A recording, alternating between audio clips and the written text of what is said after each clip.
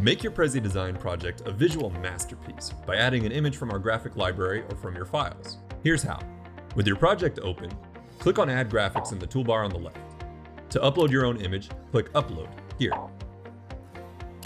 Then simply select an image from your computer and click Open.